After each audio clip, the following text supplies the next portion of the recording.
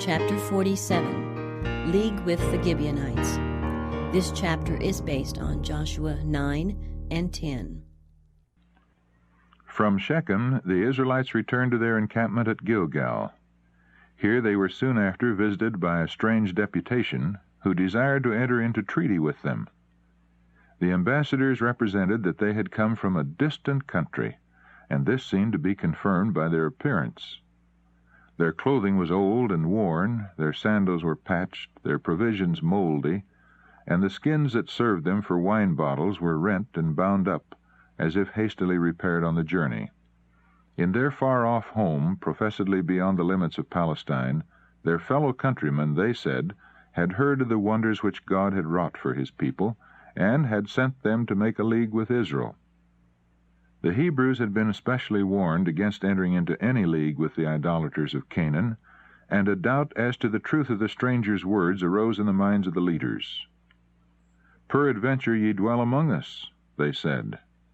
To this the ambassadors only replied, "We are thy servants." But when Joshua directly demanded of them, "Who are ye? And from whence come ye?" they reiterated their former statement and added, in proof of their sincerity, "This our bread we took hot for our provision out of our houses on the day we came forth to go unto you. But now, behold, it is dry, and it is moldy. And these bottles of wine which we filled were new, and behold, they be rent. And these our garments and our shoes are become old by reason of the very long journey."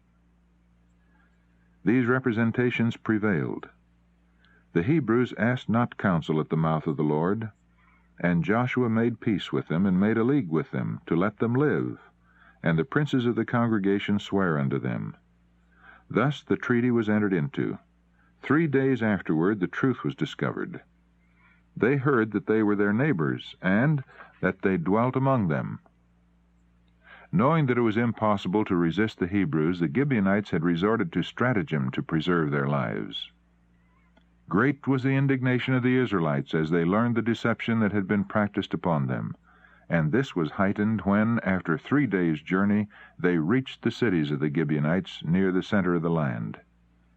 All the congregation murmured against the princes, but the latter refused to break the treaty, though secured by fraud, because they had sworn unto them by the Lord God of Israel.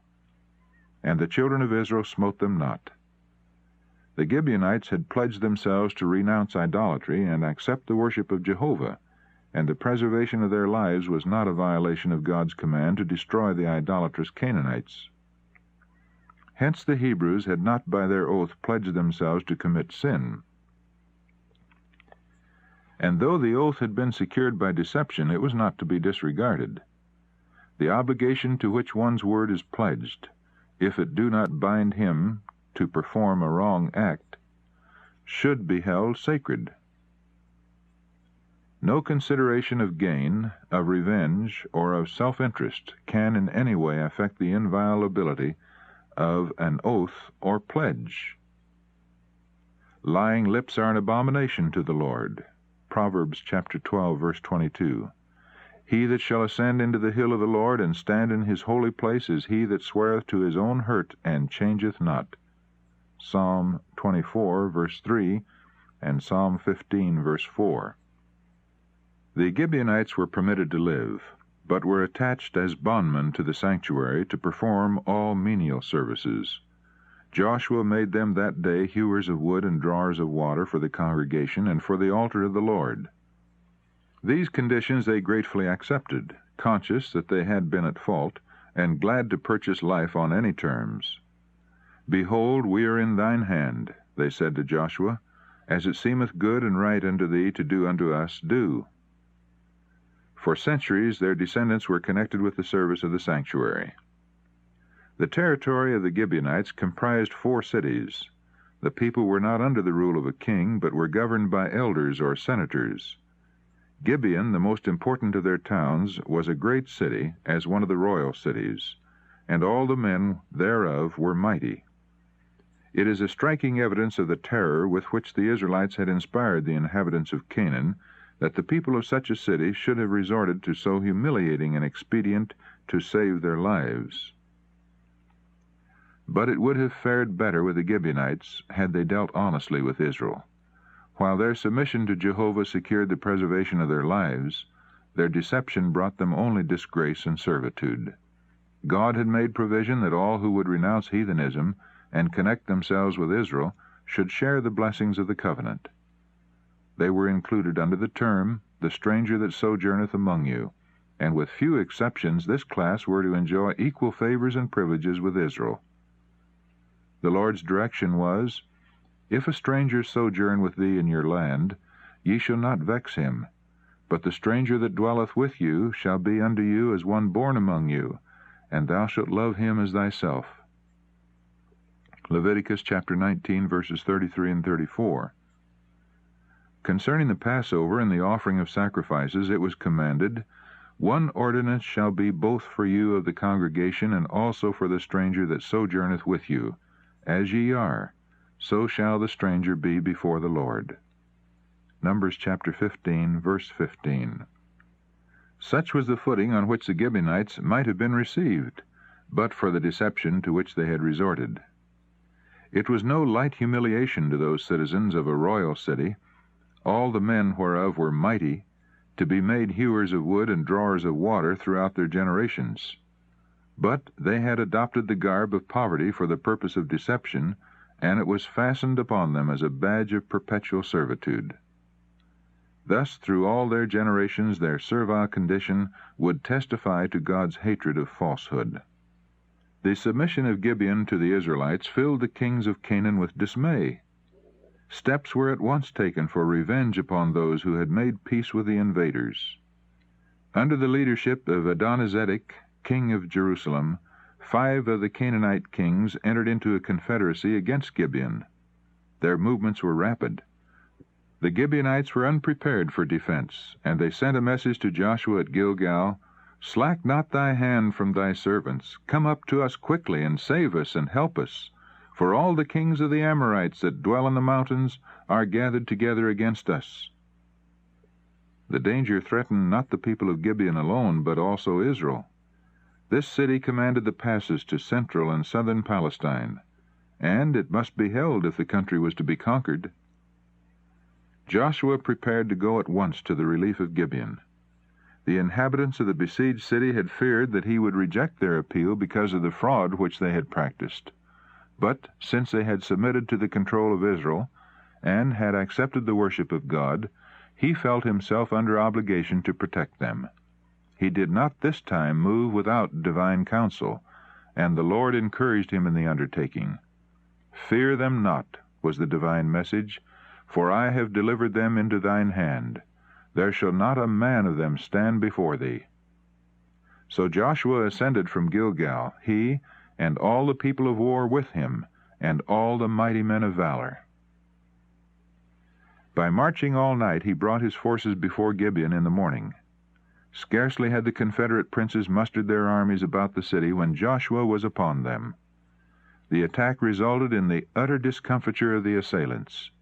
The immense host fled before Joshua up the mountain pass to Beth-horon, and having gained the height, they rushed down the precipitous descent upon the other side.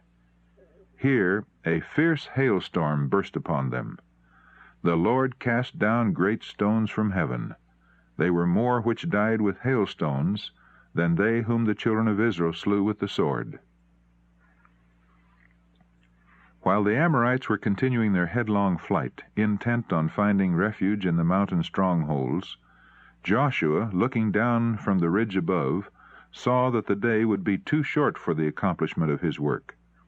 If not fully routed, their enemies would again rally and renew the struggle. Then spake Joshua to the Lord, and he said in the sight of Israel, "Sun, stand thou still upon Gibeon, and thou, moon, in the valley of Ajalon." And the sun stood still, and the moon stayed, until the people had avenged themselves upon their enemies. The sun stood still in the midst of heaven, and hasted not to go down about a whole day.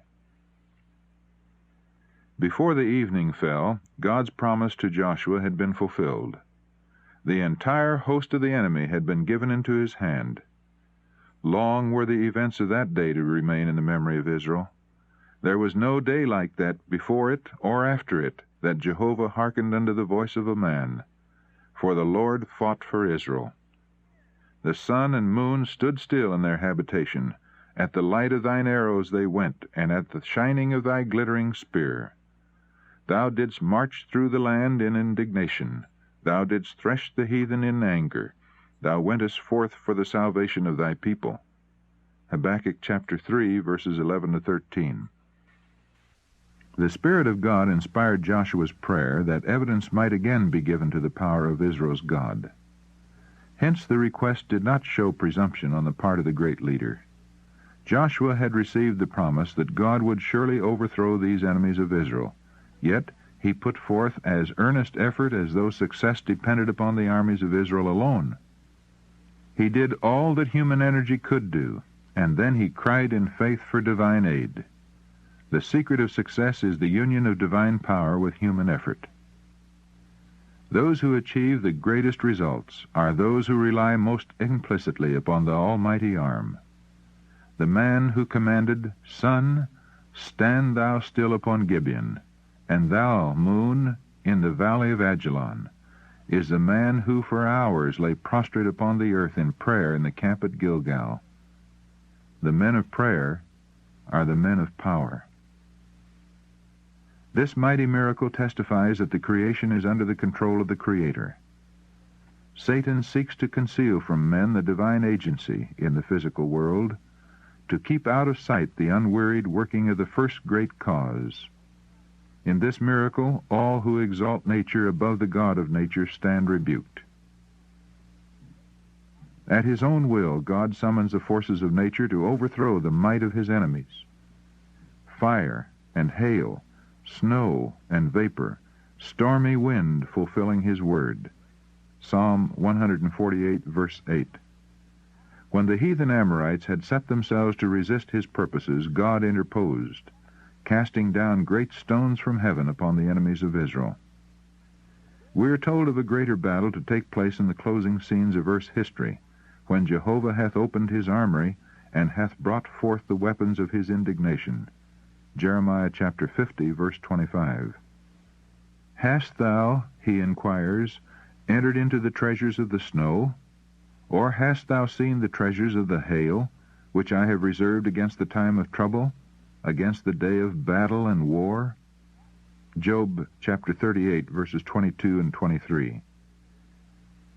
The Revelator describes the destruction that is to take place when the great voice out of the temple of heaven announces, "It is done."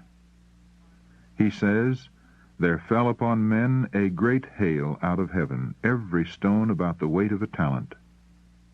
Revelation chapter 16, verses 17 and 21.